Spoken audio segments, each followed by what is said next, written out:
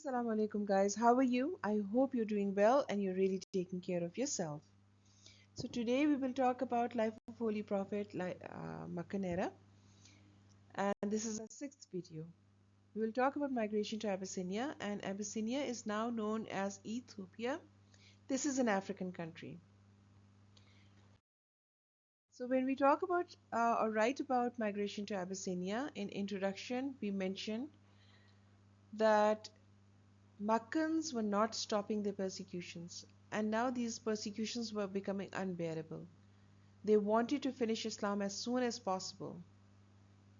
So, in this aspect, Holy Prophet received a revelation and then he instructed the Muslims or a group of Muslims to migrate to Abyssinia as soon as possible. He said, if you went to the land of Abyssinia, you find there a king under whom none suffer wrong. Stay there until God makes for you means of relief from what you're suffering now. This is the quote that you can write in introduction, and writing a quote in introduction is always a good idea. Negus, or also known as Ashma Najashi, was the king who ruled Abyssinia at that time, and he was known for his justice and for his kindness. So Makkah and Ethiopia or Abyssinia, you can see it from here. You have to cross Red Sea.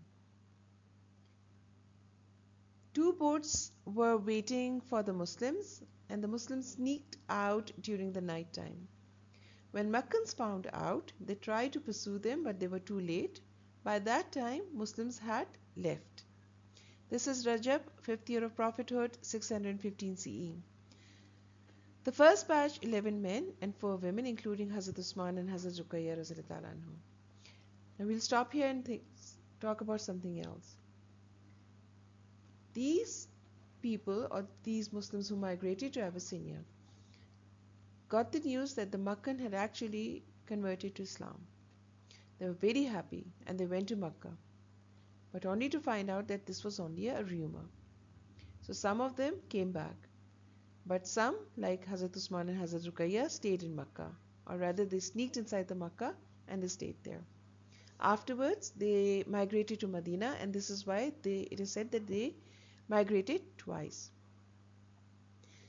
The second batch, when they found out, the Muslims found out and the Holy Prophet found out that they were welcomed warmly and the Muslims were safe in Abyssinia, the second batch went, and this included 79 men and 7 women. Or there's another narration which says 82 or 83 men and 18 women. You can write whatever you want to write. Salma, Abu Salma, Zainab bin Jahash, Ubaidullah bin Jahash, Habiba, and Jafar Razillah anhum. You can write some of these names as your specific details. Something that you must understand is that Jafar Razillah anhu was protected by his own father Abu Talib.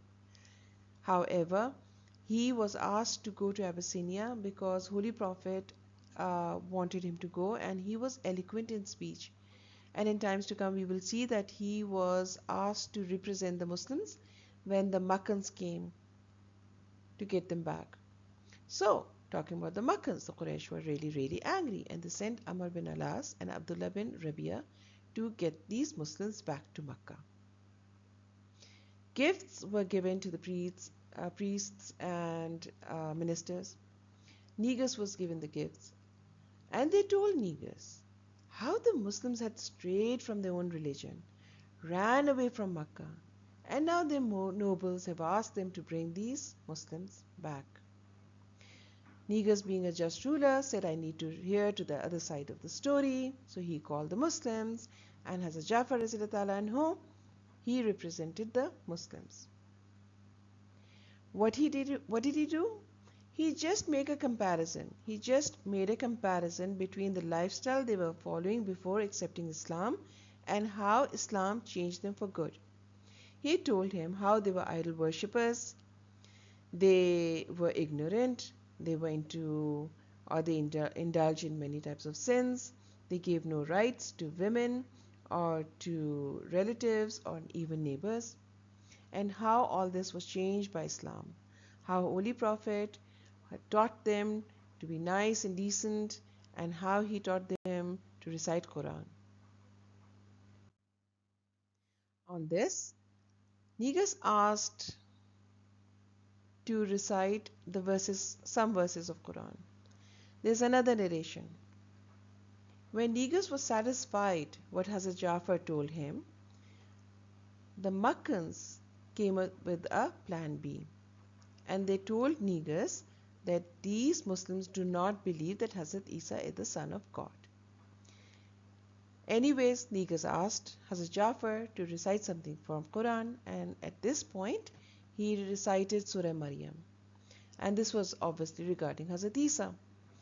Everyone present there had tears in their eyes, and they were moved. And Negus said, "By God, this and gospel are the light of same candle." You can write this as your quote. So we come to the aftermath of this event. Negus turned to the Makkans.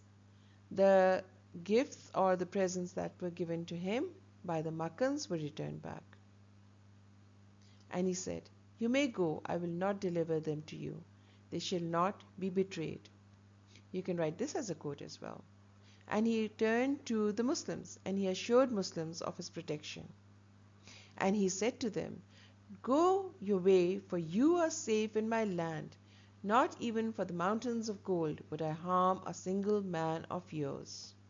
So I've given you plenty of quotes to learn.